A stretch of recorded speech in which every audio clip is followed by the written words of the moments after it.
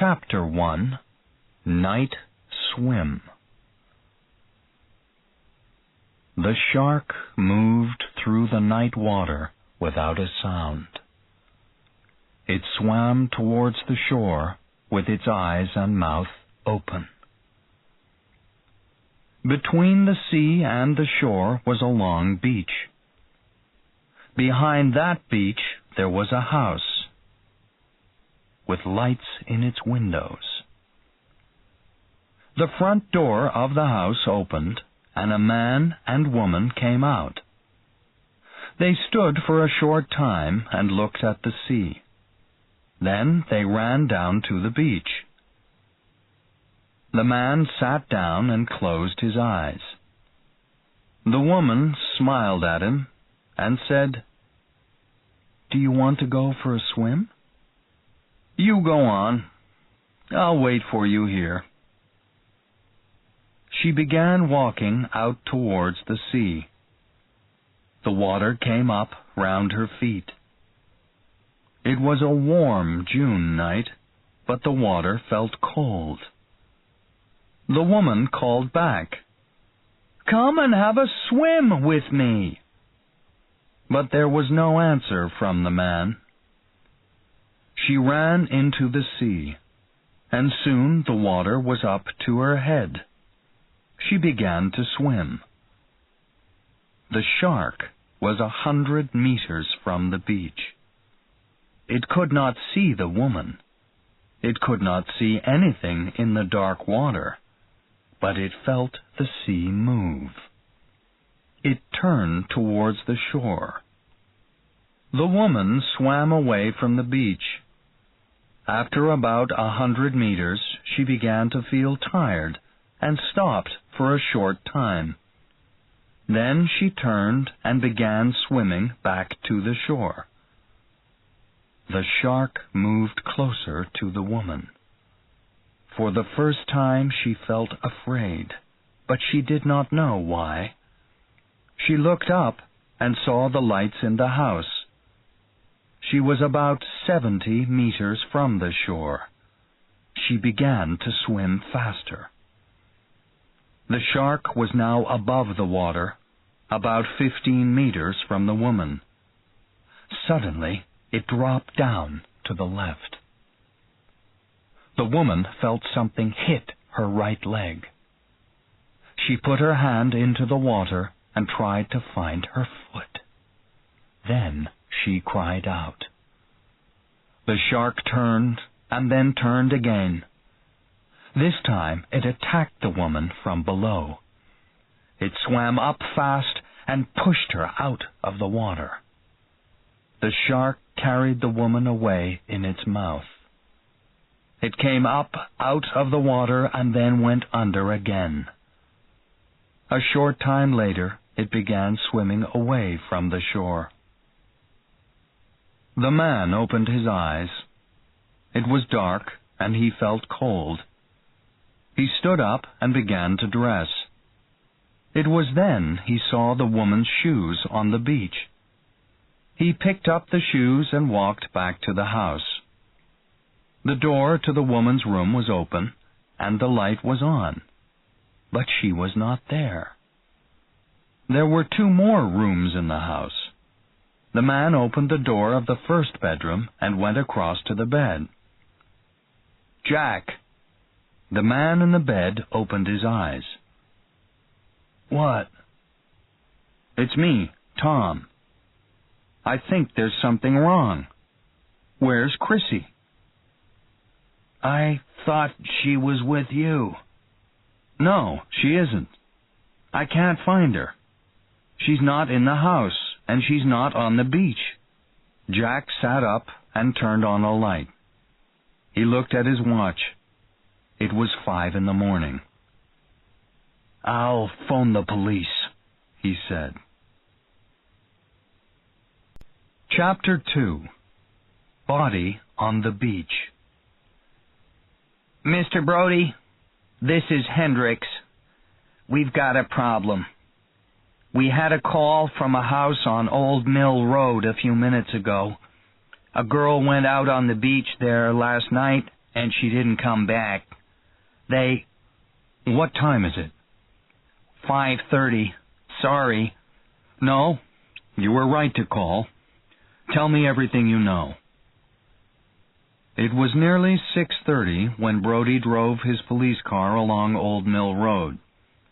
He looked all along the beach, but did not see anything unusual. At 8 o'clock, Hendricks arrived, and the two policemen called at Jack Foot's house. A young man opened the door. "I'm Tom Cassidy," he said.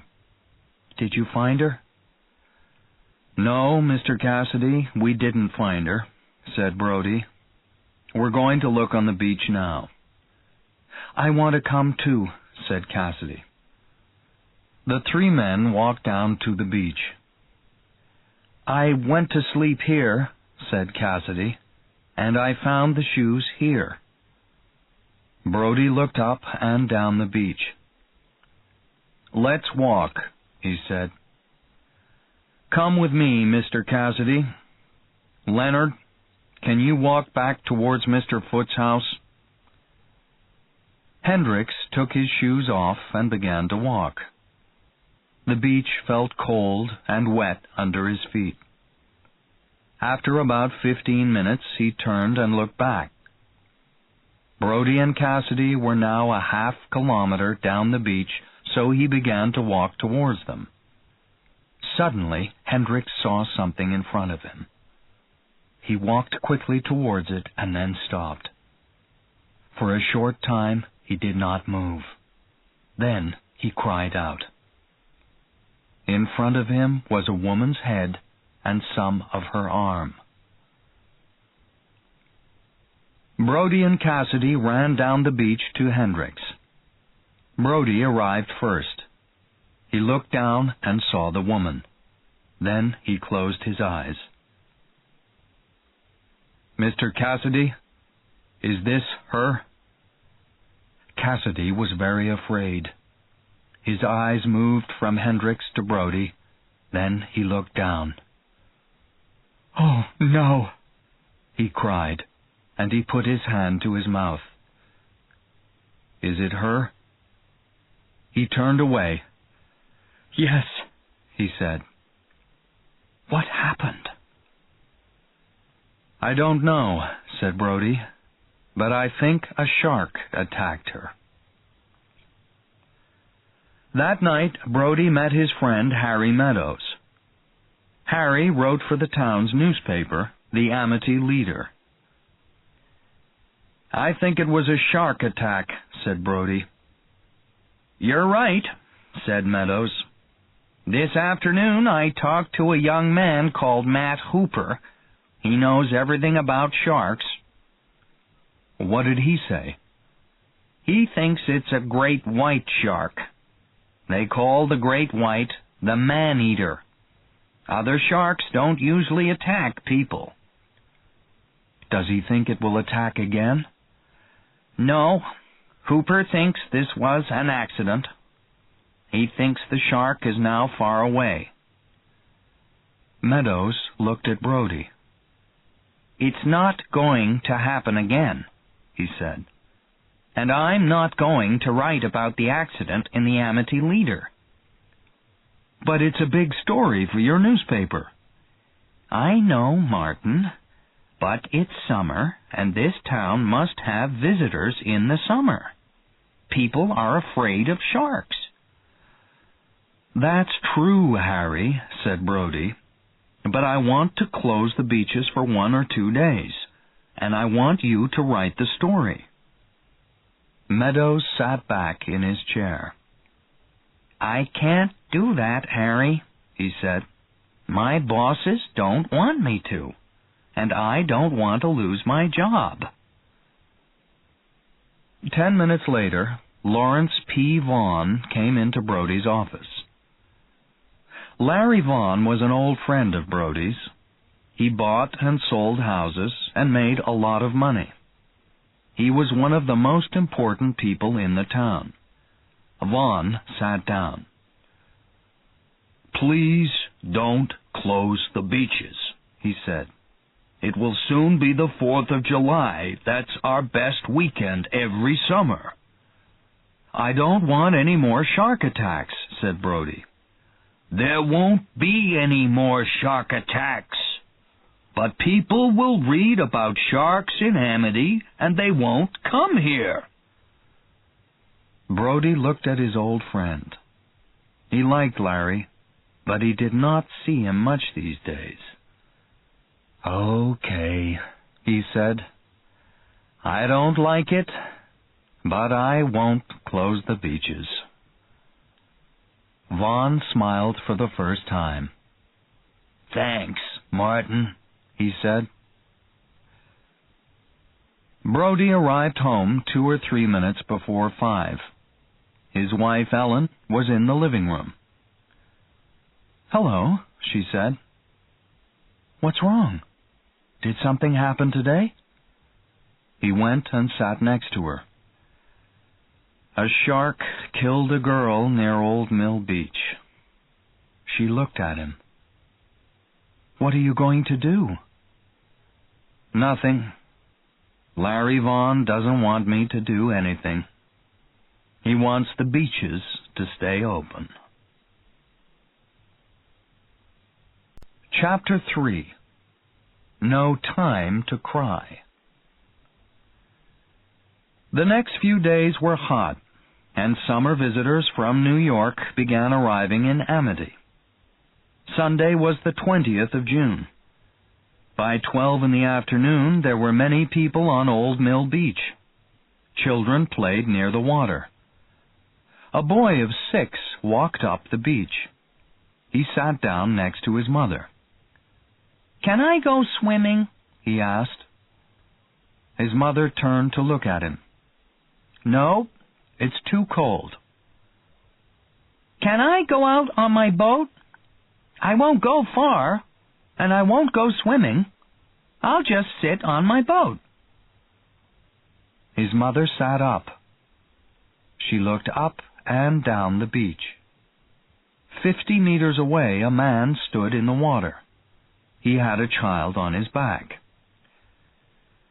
"Yes, but don't go too far out, and don't swim." "Okay," he said. He pulled the little boat out into the water and climbed onto it. The shark swam under the water. It was 60 meters from the shore. The boy sat on his boat and looked back towards the beach.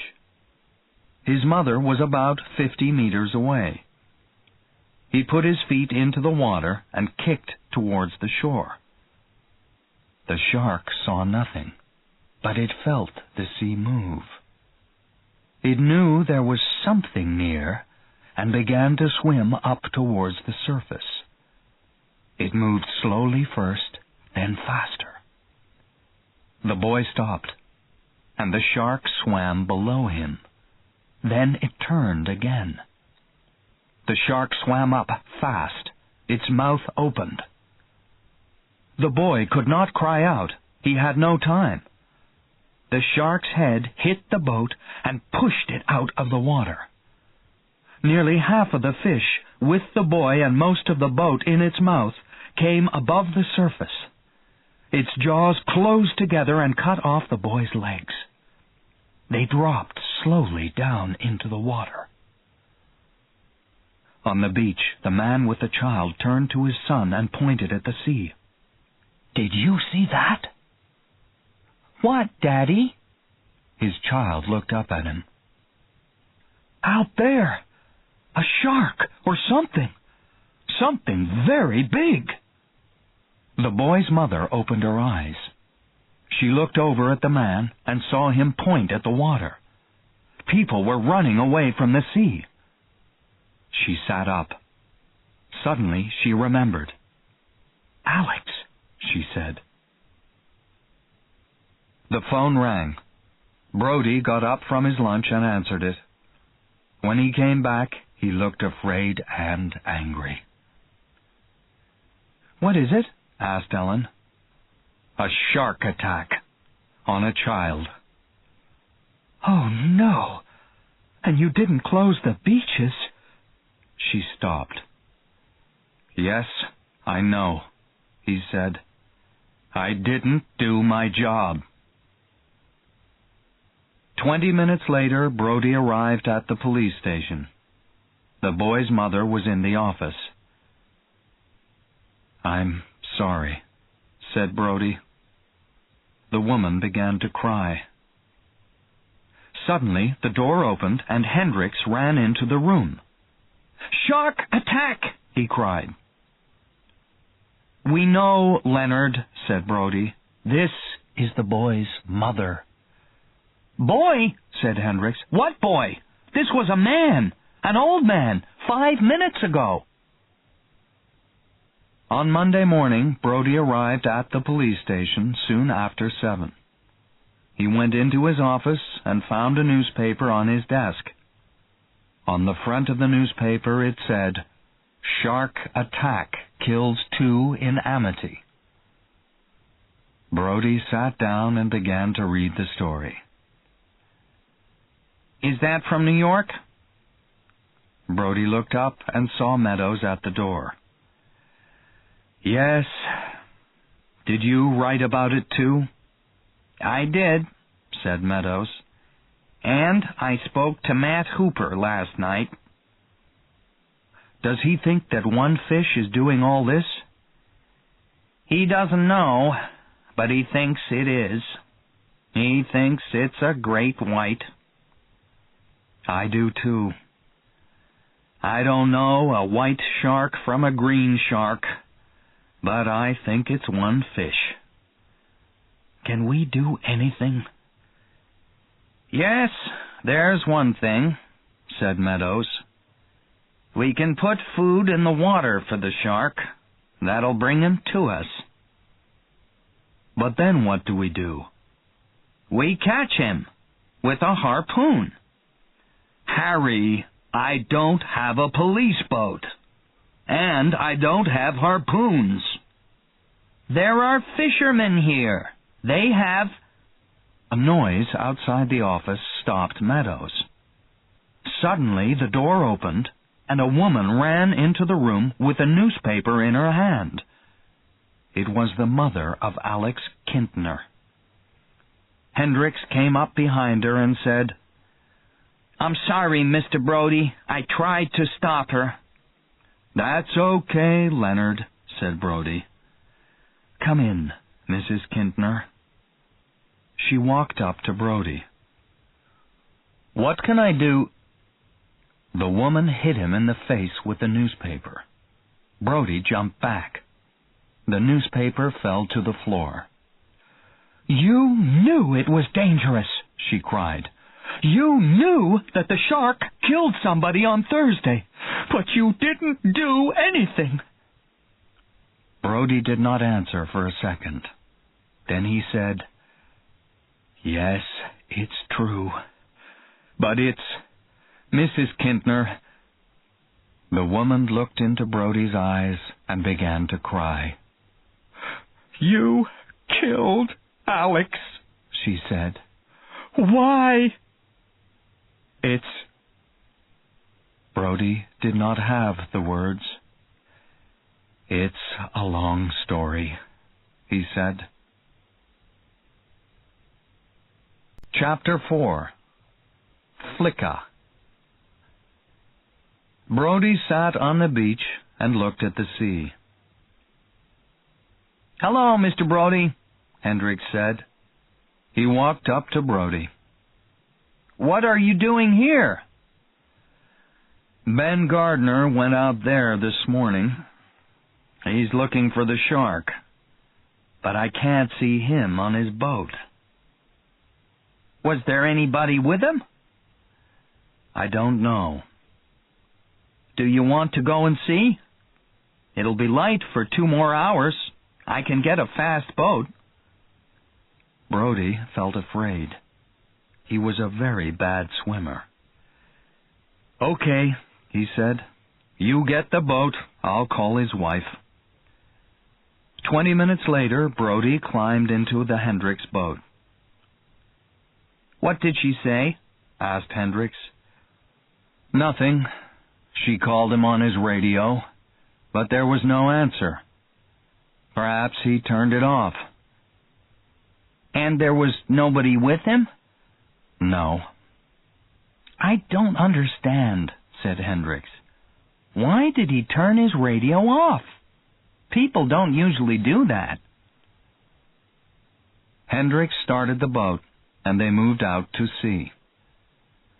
Gardner's boat was more than a kilometer from the shore. As they got nearer, Brody read its name, Flicka. When they were 50 meters from the Flicka, Hendricks slowed the boat down. Brody stood up and called out, "Ben!" There was no answer. The two men climbed onto the fishing boat. "Are you here, Ben?" Again, there was no answer. There was a sudden noise, and Brody jumped. It was from the radio. Brody looked at Hendricks. He didn't turn off his radio. I don't understand it, Mr. Brody. Did Ben fall overboard?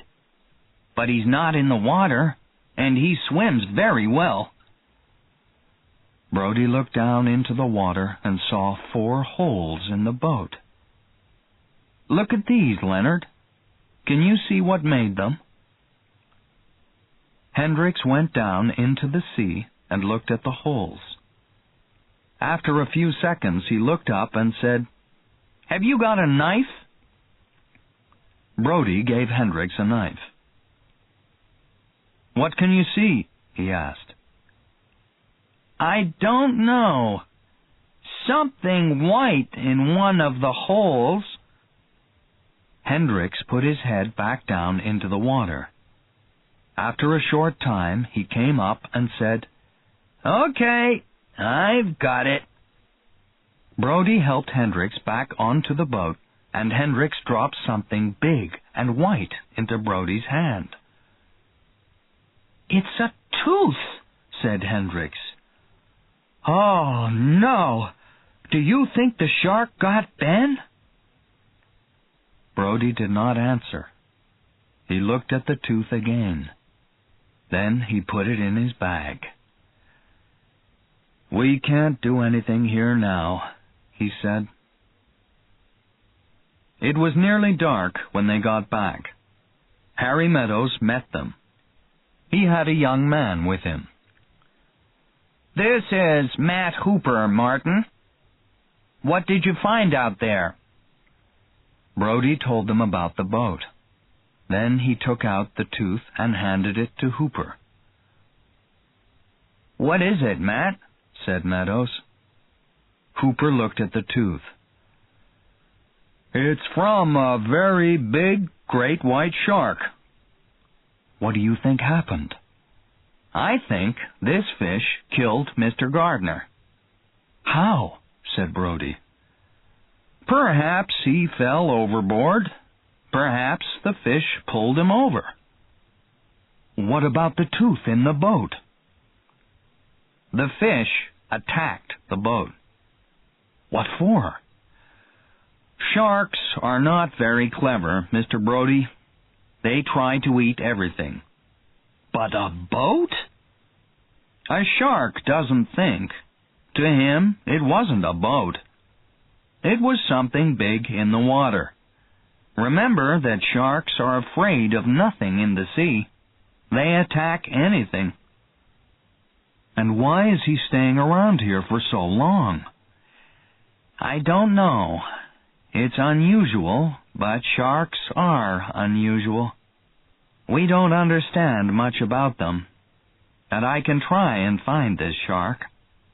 Can I have a boat?" "Yes, I'm sorry to say," said Brody. "Ben Gardner's. We'll get you out to it tomorrow. Do you think you can catch that fish?" "I'm not going to catch it." "Then what are you going to do?" "I don't know. I'll see." Brody looked into Hooper's eyes and said, I want somebody to kill that fish." Hooper laughed. "Who are you going to get to do the job?" "There's a fisherman called Quint," said Meadows. "But I don't know much about him. He works somewhere near Promised Land Beach." Hooper said, "Look, Mr. Brody, this is only a shark." Brody began to feel angry. Hooper did not understand. The next day, Larry Vaughn met Brody and Hooper. "Hello, Martin. I heard about Ben Gardner. What are you going to do?" "We closed the beaches down." "I know that. Nobody is coming to Amity now." "So what do you want me to do?" said Brody. "Well, I thought, can we open the beaches for the 4th of July weekend?" "No, we cannot." "Now listen." "No, you listen, Larry. I listened to you before, and 2 people died. We're going to catch that fish. Then we'll open the beaches." "But this town is dying." "I know, Larry," said Brody, "but we can do nothing about it." Chapter 5. Shark. The next weekend, Amity was very quiet. The beaches did not open. Hooper went up and down the shore in Ben Gardner's boat. "I don't think that shark is here," he told Brody on Sunday night. "There are other fish near the beaches, and other fish don't stay in the water near great white sharks." "Perhaps you are right," said Brody, "but I want the beaches to stay closed." On Thursday morning, Larry Vaughn called Brody into his office. Hooper was there, and there were some other important men from the town. Everybody sat around a table. Then Vaughn said, "Martin, we want you to open the beaches. The town is dying.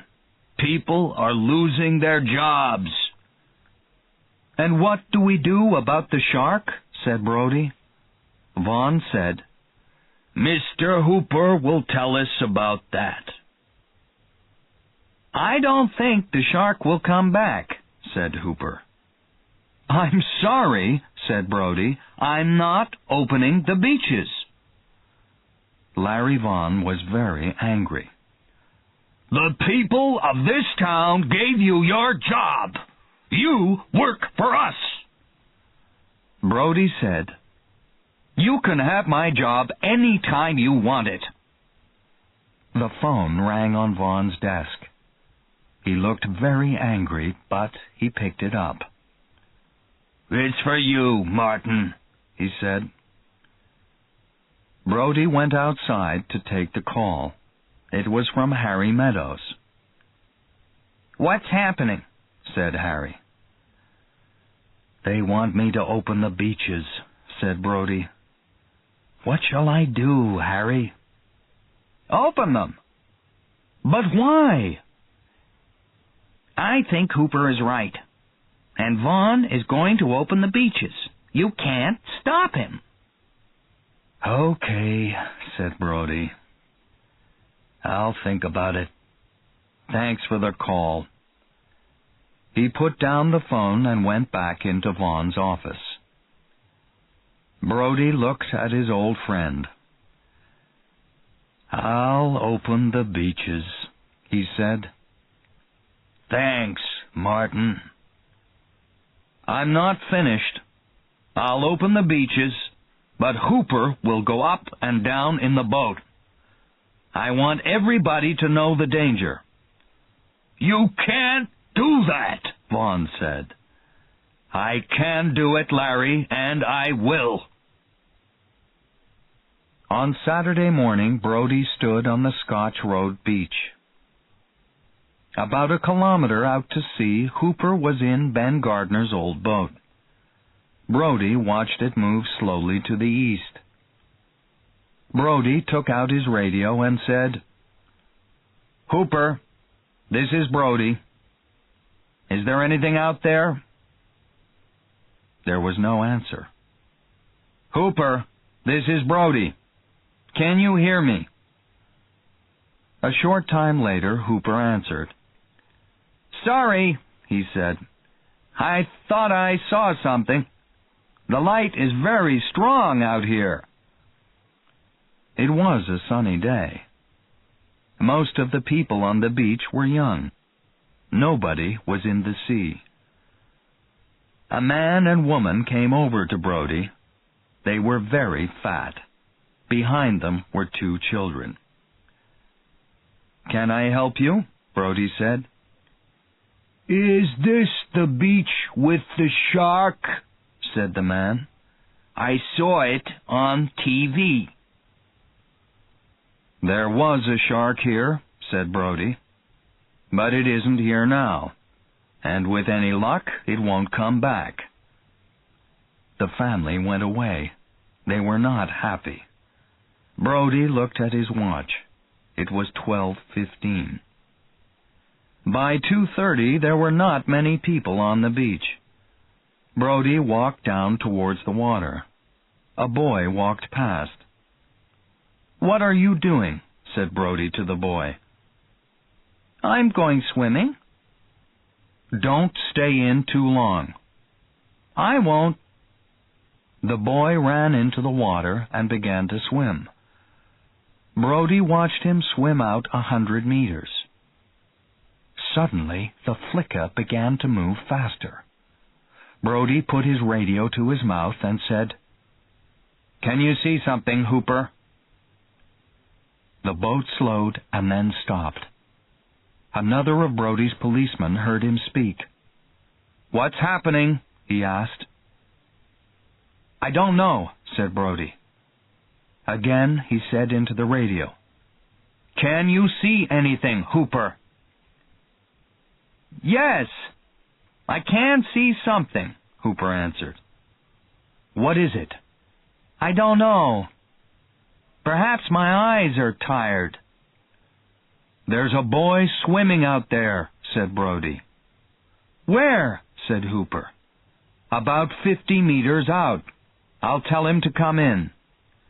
Brody turned the radio off.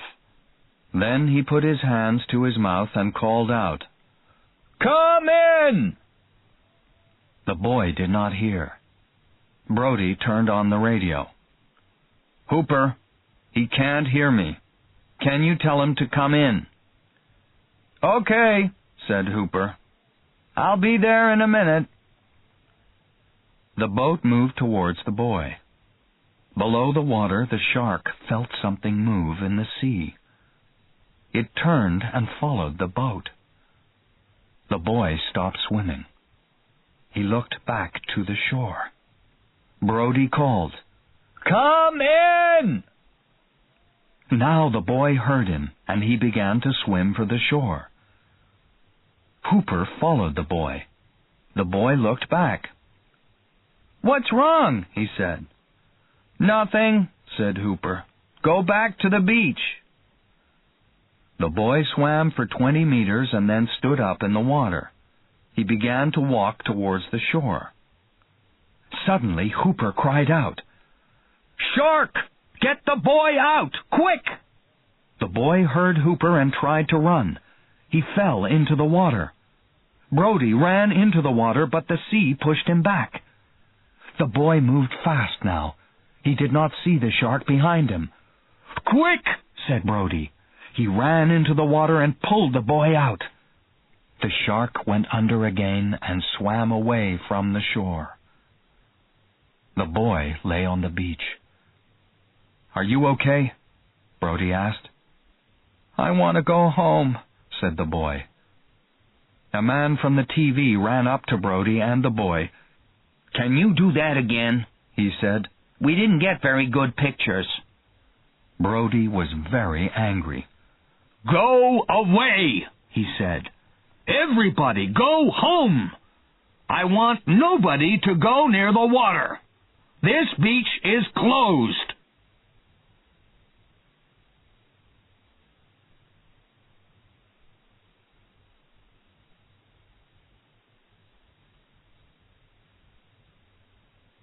Chapter 6. Quint.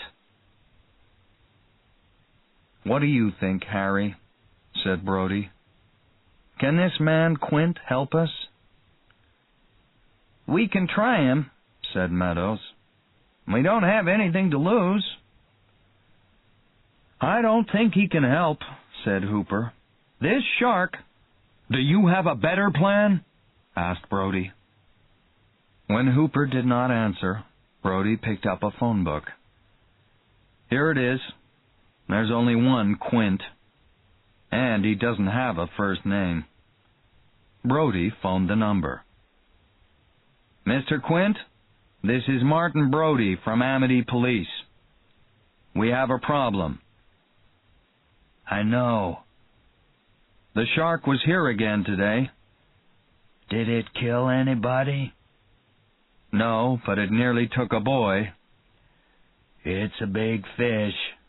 It eats a lot of food." "Can you help us?" said Brody. "This fish is killing people." "I'll try to kill it for you," said Quint.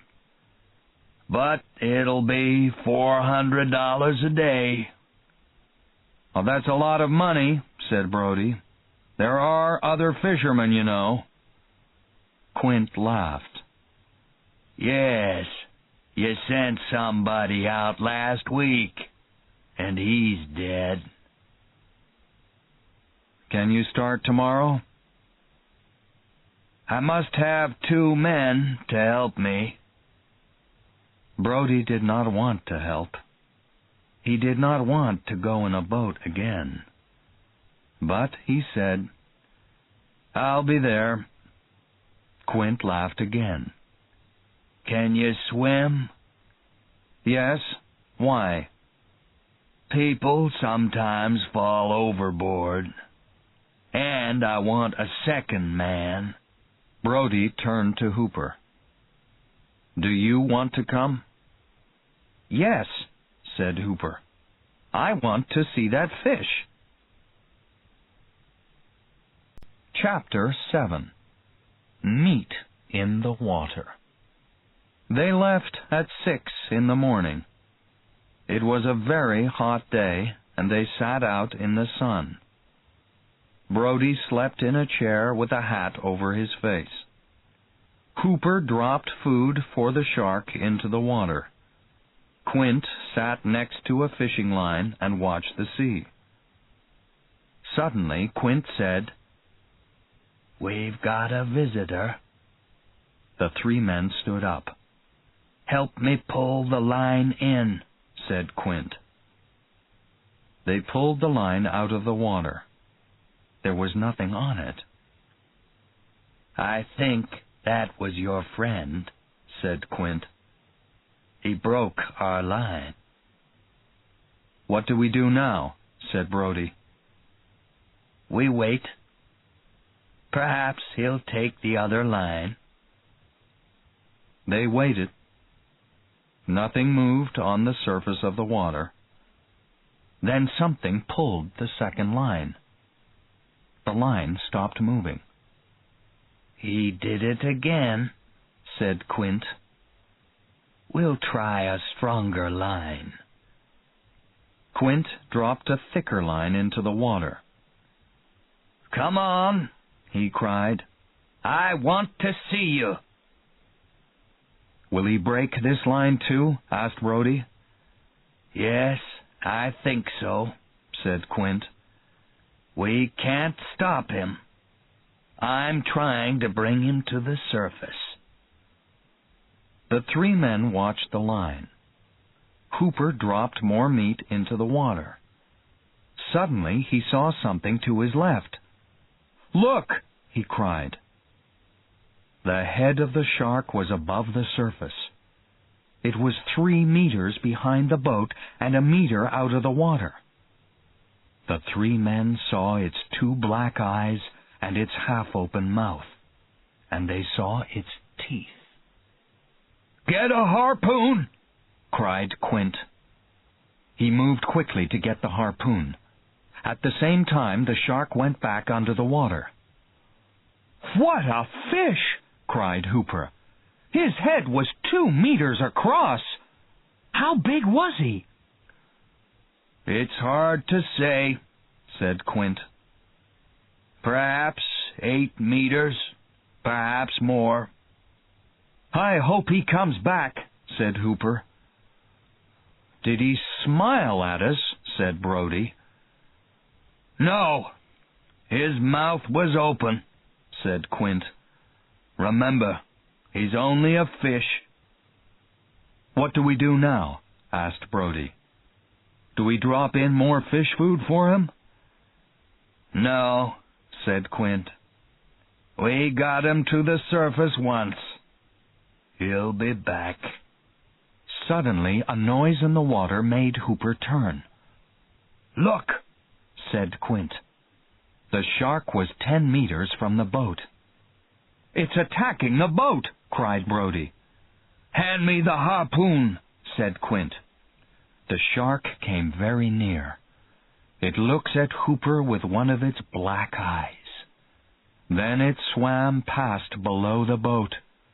Quint picked up the harpoon. "Behind you!" cried Hooper. "He went under the boat!" Quint turned and pointed the harpoon. The shark moved away from the boat and began to swim down. Quint sat down and laughed. "That was lucky," he said. "He didn't attack the boat." He looked at Brody. "Are you okay?" "I don't understand it," said Brody. He thought about the young woman, Chrissy, and the boy, Alex Kintner. "That thing isn't a fish." "It is a fish," said Hooper. There was a smile on his face. He was very happy. "And what a fish! It's beautiful." "Do you think he'll come back?" said Brody. "I don't know," said Quint. "You'll never know what a shark is going to do." They waited for 3 hours, but the fish didn't come back. At 5 o'clock, Quint said, "Let's finish for today. I don't like to be out in this boat at night." Brody smiled. "Yes, my wife doesn't like me to work at night," he said. "I don't have a wife," said Quint. Chapter 8. Black Eyes. "You're not putting that thing on my boat," said Quint. The boat was ready to go. Quint had his back to it. In front of him, Brody and Hooper stood next to a big cage. The cage was over 2 meters tall and 2 meters across. "Why not?" said Hooper. "It's too big," said Quint. "What is it?" "It's a shark cage," said Hooper. "I want to go down into the water in it. I want to take some pictures of that fish." "No," said Quint. "Not on my boat." "Why not?" "Because it's too dangerous.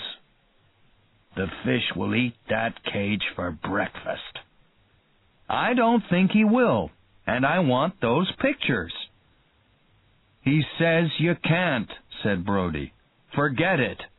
We're going out there to kill that fish." "You can't stop me," said Hooper. "Oh, yes, I can. The town of Amity is paying for this." Hooper said to Quint, "I'll pay you." Quint smiled. "How much?" "I said no," said Brody. But Hooper did not listen to Brody. He said to Quint, $100. Hooper gave Quint the money. Brody was very angry, but he did not want to lose more time. He said to Quint, "Let's go." Quint took the boat out into the sea. Brody sat next to him. "Are we going back to the same place?" he asked Quint. "Yes, we'll be there soon." "Will the fish be there?" "Who knows? But it's the only thing we can do. Sharks are not clever." Brody remembered the face of the shark. "I don't know," he said. "That fish was clever yesterday." "No, he doesn't know what he's doing. Fish do different things sometimes, but I know everything they can do." "Can you catch every fish?" "No, but not because they're clever. Sometimes they're not hungry, or you can give them the wrong fish food." Quint was quiet for a time. Then he spoke again. "Once," he said, "a shark nearly caught me. It was about 20 years ago. I had a blue shark on the line, and he pulled me overboard with him." "What did you do?" "I came up fast. I was lucky." Quint slowed the boat down. Suddenly it was quiet. "Okay, Hooper," he said. "Start throwing the fish food overboard." By 10 o'clock there was a light wind. The men sat and watched the sea. They said nothing. Hooper dropped meat into the sea. Brody got up to get a drink. Suddenly Quint said, "There he is." Hooper jumped up and said, "Yes, there he is." "Where?" said Brody. "There," said Quint. "Behind you." Brody looked out to sea. The shark was 40 meters away. "What are we going to do?" "Nothing," said Quint. "We'll wait. Hooper, drop more fish food in the sea. Let's bring him in here." Quint picked up a harpoon. The fish swam round the boat. Then it moved nearer. "Come here, fish," said Quint. "Come here." But the fish did not come nearer. "I don't understand," said Quint. "Throw some food into the water, and throw some bottles, too." "Why bottles?" asked Brody. "Perhaps he'll swim towards them. We want him to come nearer." They threw things into the water. The shark moved nearer. 10 meters from the boat it stopped. Suddenly its head came up above the surface. "Fish," Quint called. "Come here. We've got something for you." For a short time the shark watched them with its black eyes. Then its head went back below the water. "Where did he go?" said Brody. "I think he's coming now," said Quint. "Come on, fish," he said. "Come and get your dinner." He pointed the harpoon down at the water. Suddenly the boat moved below them. The 3 men fell over. They got up and looked overboard, but there was nothing there. "Where is he now?" said Brody. "I don't know," said Quint. "But he'll come back." "Let's put the cage overboard," said Hooper. "No," said Brody. "It might bring him out." "And I won't go down in it," said Hooper. "What do you say, Quint?"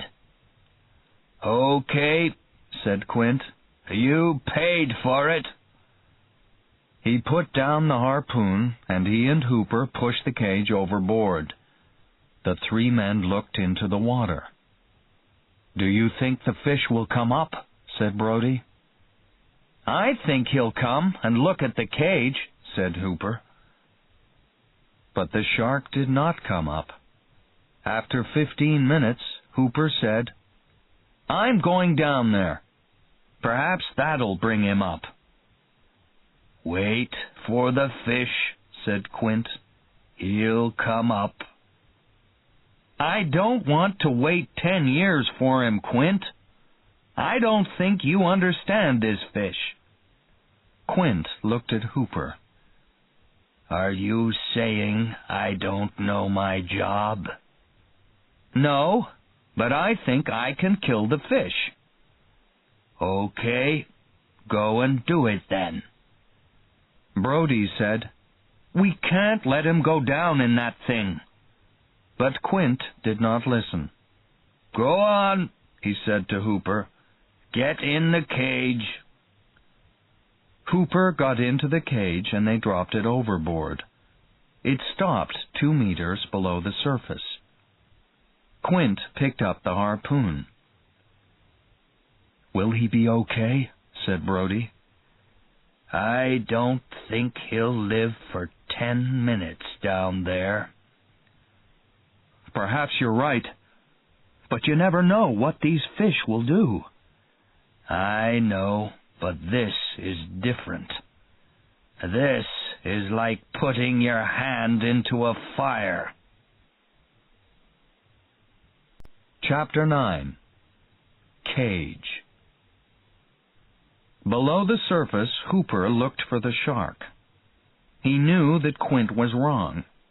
The shark was not below the boat. It did not sit in any one place. Sharks never stopped moving. Hooper turned slowly in the cage. He looked but saw nothing. A small fish swam towards his face. He pushed it out of the cage. He looked down and started to look away. Then suddenly he saw something. The shark swam slowly towards him. Hooper watched it. What a beautiful fish! It came nearer, and Hooper moved back. The shark's head was now only about a meter from the cage. It turned and began to swim in front of Hooper's eyes. Hooper put his hand out and touched it. It felt cold and hard. The shark began to move away from the cage. "What's he doing down there?" Brody asked. Quint did not answer. He stood with his harpoon in his hand. He looked down at the water. "Come up, fish," he said. "Come to, Quint."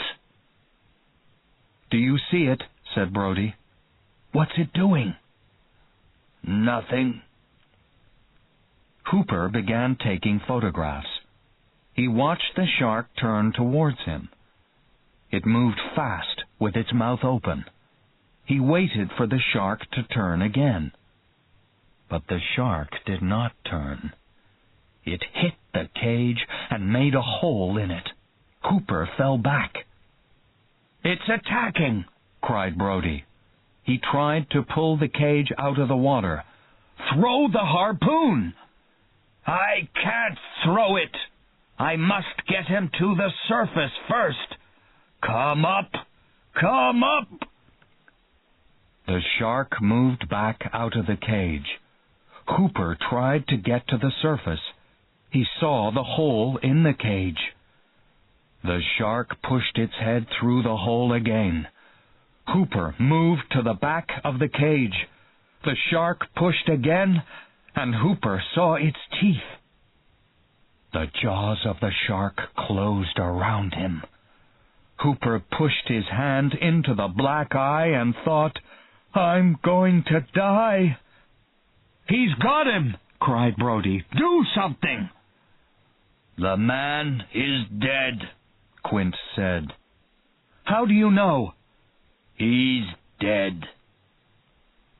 The shark left the cage and dropped down a meter. Then it swam up towards the surface. "He's coming up," said Brody. The shark hit the surface 5 meters from the boat. It carried Hooper in its mouth. Quint threw the harpoon, but the shark began to swim down into the water, and the harpoon went over it. The shark dropped below the surface. "What do we do now?" said Brody. "We'll go back," said Quint, "for now." "But why do you want to come back? That fish is too strong for us." "I'm going to kill that thing," said Quint. "I don't think I can get more money for you." "This is not about money." "What are you saying?" Brody looked at Quint. "I'm going to kill that fish. Do you want to come with me?" Brody looked into Quint's eyes. They were as dark as the eyes of the shark. "I'll come," said Brody.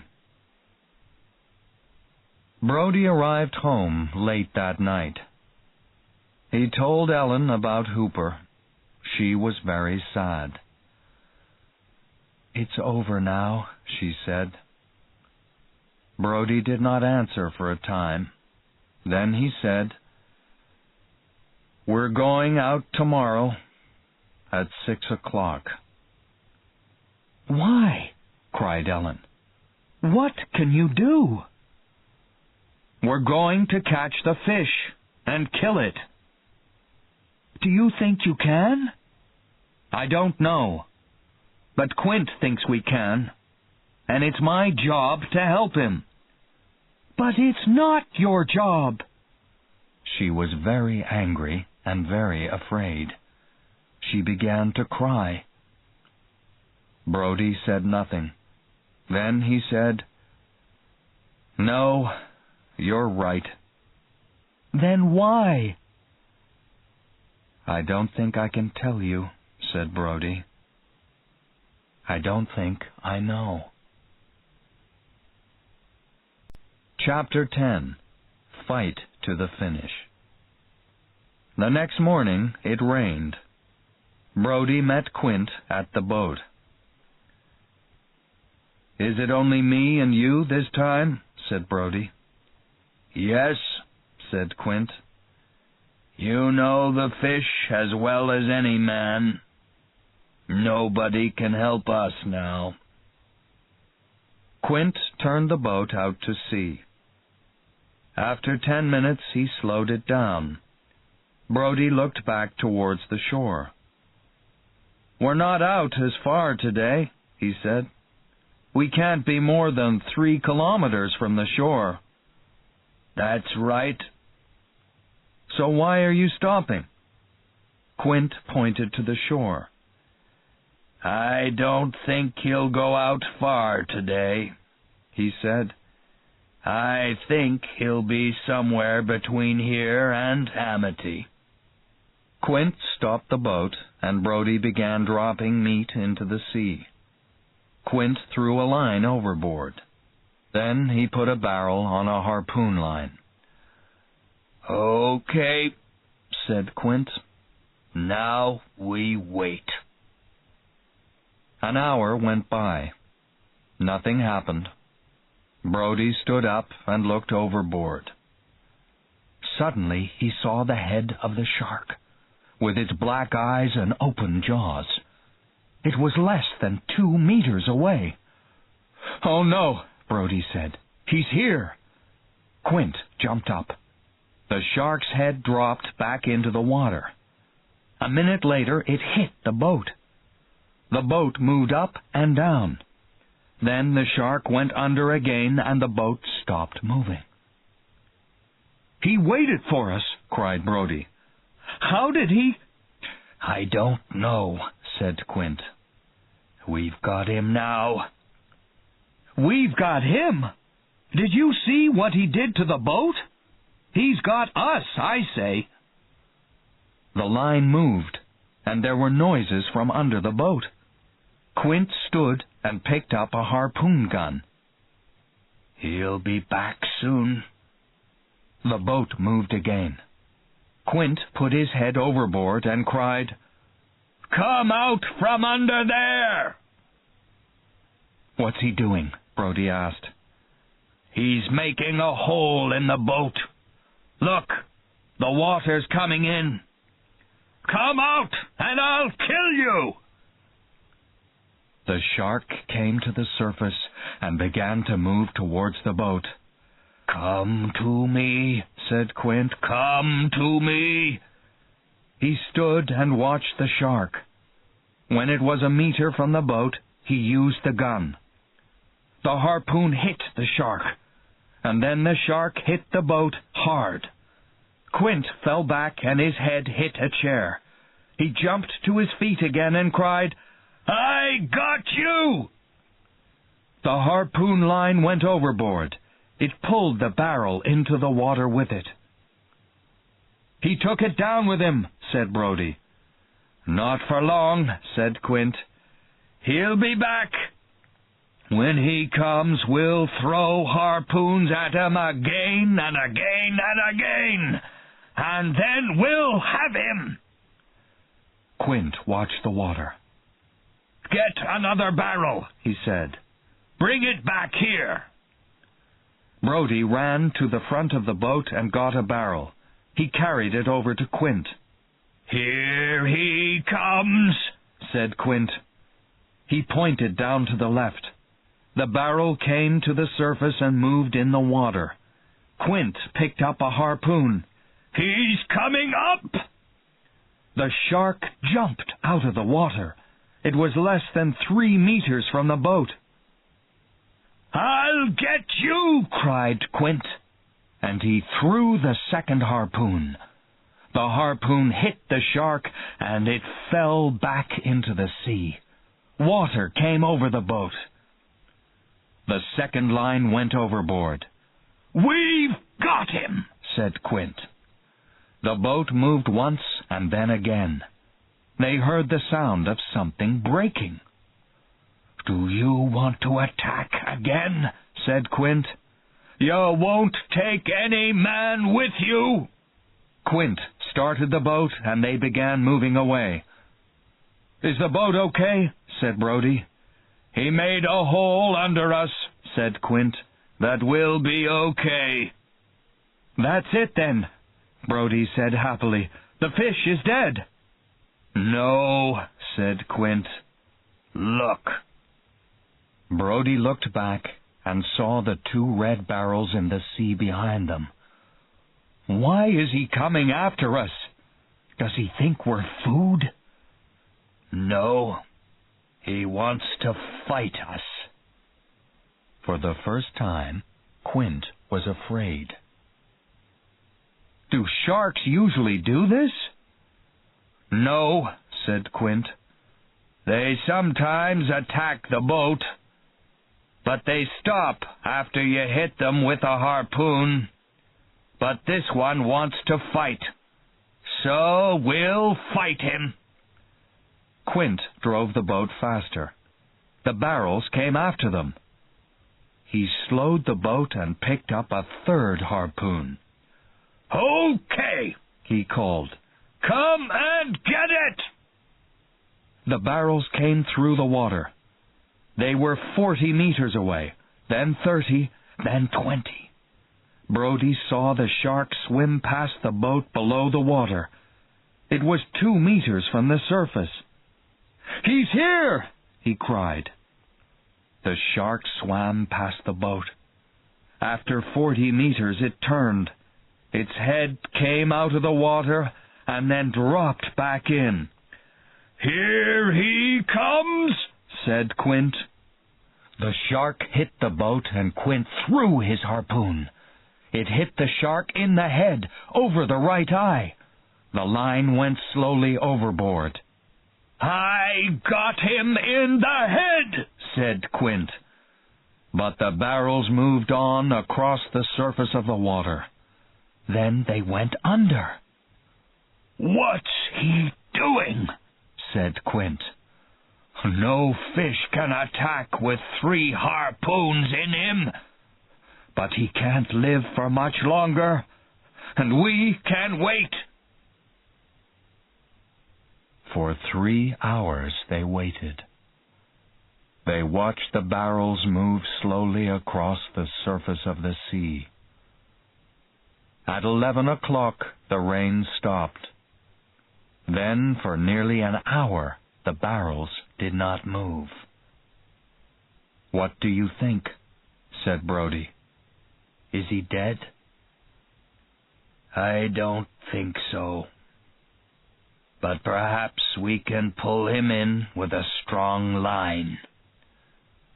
They began to pull him in. The shark was very heavy. The barrels did not move. Then suddenly the line started coming at them fast. "Did the line break?" said Brody. "No," said Quint. Brody saw he was afraid. "He's coming up." Quint started the boat, but it was too late. The shark came up above the surface. Brody watched it jump and cried out. The shark dropped down onto the back of the boat and pushed it below the surface. The water came up their legs. The shark was now only a meter from Brody's head. He looked into its big black eye and thought, "I'm going to die." "Look what you did to my boat!" cried Quint. He picked up a harpoon and pushed it hard into the shark's head. The boat started going down.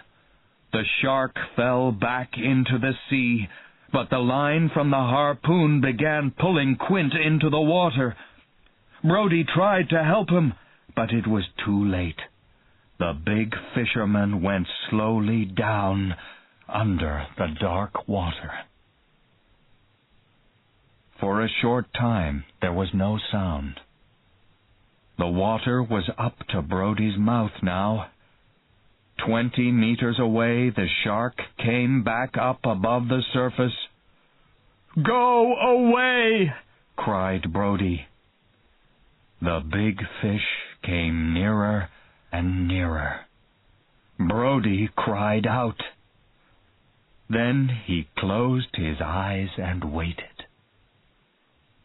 Nothing happened. When Brody opened his eyes, he saw the shark there next to him. For a short time it did not move. Then it slowly fell back below the surface of the water, down and down, out of the light. It pulled Quint's body behind it. Brody watched the dead shark fall down and down into the sea. Then he began to swim towards the shore.